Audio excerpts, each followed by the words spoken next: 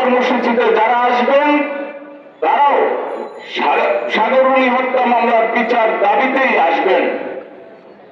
ইতিপূর্বে যারা আমাদের আন্দোলন সংগ্রামকে ভিন্ন খাতে প্রবাহিত করেছেন, ভিন্নভাবে উপস্থাপন করেছেন, যারা বেনিফিশিয়ারি হয়েছেন, পকেটে টাকা ভরেছেন, সরকারের গুরুত্বপূর্ণ পদে গিয়েছেন, বিদেশ গিয়ে আলিশান অবস্থায় থেকেছেন, আগামী বছর আমরা কোনোভাবে এই দিবসে বিচারের দাবি নিয়ে মাঠে আসতে চাই না। কারণ এই সরকার ছাত্র জনতার বিপ্লবের ফসল, যেখানে দেশের আপামর মানুষের প্রত্যাশার ফসল তারা দেখিয়েছে, সেখানে আমরা অন্তত সাংবাদিক সমাজের দাবি একটি জায়গা, যে কোনো ভাবে আমরা এই বিচার প্রক্রিয়া অতি দ্রুত দেখতে চাই। আমরা একজন সহকর্মী বলেছেন সাম্প্রতিক সময় অনেকগুলো মামলা দ্রুত বিচার প্রক্রিয়া এগিয়েছে, কিন্তু সাগররুনি হত্যা মামলা কেন দ্রুত হচ্ছে না? কাজ শুরু হয়েছে, এটি আসার বিষয়, কিন্তু দ্রুত কেন হচ্ছে না সেই প্রশ্ন আমাদের। যখন সাগররুনি হত্যাকাণ্ড ঘটে তখনকার সেই শিশু মেঘ, সে কৈশোর পেরিয়ে আজ যুবক, আমরা তার কাছে কি জবাব দেব? আজকে আমাদের সন্তানের কাছে আমরা কি জবাব দেবো সেই প্রশ্ন রেখে যেতে চাই মাননীয় প্রধান উপদেষ্টা, মাননীয় স্বরাষ্ট্র উপদেষ্টা। আমরা আশা করব অতি দ্রুত আমাদের এই দাবি আপনারা বাস্তবায়ন করবেন। আমরা আর কখনোই সাগররুনি হত্যার বিচারের দাবি নিয়ে আসতে চাই না। যদি আপনারা এই বিচার প্রক্রিয়াকে ত্বরান্বিত না করেন তাহলে প্রক্রিয়া ভিন্ন হবে। আমরা অবশ্যই আরো কঠোর কোনো প্রক্রিয়া, কঠোর কর্মসূচি নেওয়ার চেষ্টা করতেই আমাদের বাধ্য করেন না প্লিজ। বিচার কাণ্ড এবং এই হত্যার তদন্তকে তারা ভিন্ন খাতে প্রবাহিত করেছে। আর এই হত্যার সাথে আওয়ামী লীগের প্রভাবশালী লোকজন যে জড়িত ছিল তার প্রমাণ হচ্ছে আমরা খুনিদের নাম জানতে পারি নাই।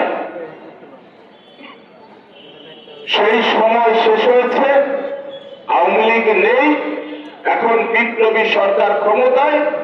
আমরা তাদের কাছে আশা করছি আমরা এই হত্যার বিচার পাব। যদি না পাই আপনারা মনে রাখবেন কিয়ামত পর্যন্ত এই হত্যার বিচার দাবি করে যাব আমরা ইনশাআল্লাহ। আমরা আজকে এখানে সংগ্রাম কমিটি গঠনের কথা এসেছে। আমরা জেনেছি আগামী 2 মার্চ এই হত্যার প্রতিবেদন দাখিলের কথা রয়েছে। আমাদের সদ্য ডক্টর মোহাম্মদ ইউনূস, আপনার সরকারের 4 জন খুব সিনিয়র ভাবে সাংবাদিক রয়েছে। আমি তাদের কাছে বিনীত অনুরোধ করব, 13 বছর পেরিয়ে এখন 14 বছর চলে যাচ্ছে, তার বিচার হয়নি। 113 বার চলে গেছে, 114তম চার্জশিট হবে দাখিল করার সময় আগামী 2রা মার্চ। এরপর যদি আর একবার চার্জশিট বদলানো হয়, সময় ক্ষেপণ করা হয়, এখন আজকে পর্যন্ত আমরা কিন্তু আমাদের আঙিনায় সমাবেশ করতেছি। এই সমাবেশ কিন্তু আমাদের আঙিনায় থাকবে না। থেকে যে সংখ্যা প্রকাশ করে দিলাম সেটি বাস্তবায়িত হয়েছে।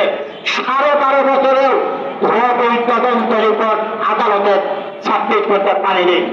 এখন মাননীয় প্রধান উপদেষ্টা একটি টাস্কফোর্স গঠন করে দিয়েছেন, 4 সদস্যের টাস্কফোর্স, এবং এই টাস্কফোর্সের প্রধান পিবিআই প্রধান আমাদেরকে বলেছেন দ্রুততম সময়ের মধ্যে তারা একটি তদন্ত রিপোর্ট সাবমিট করবে।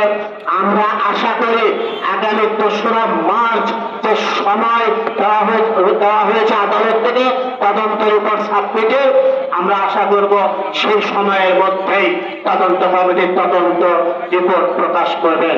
আমরা আমাদের জীবদ্দশায় এই হত্যাকাণ্ডের বিচার দেখে যেতে চাই। আমরা চাই না যে আর কোন সাংবাদিক এই হত্যাকাণ্ডের বিচার না দেখে মৃত্যুবরণ করুক, এই দুনিয়া থেকে বিদায় নেই। কাজে সাগররুনি হত্যাকাণ্ডের বিচার অবশ্যই হতে হবে, অবশ্যই হতে হবে। আর চাই না। আমি সুস্পষ্ট ভাবে বলতে চাই, এই হত্যাকাণ্ডের বিচার হতেই হবে। এই হত্যাকাণ্ডের বিচার যদি না হয়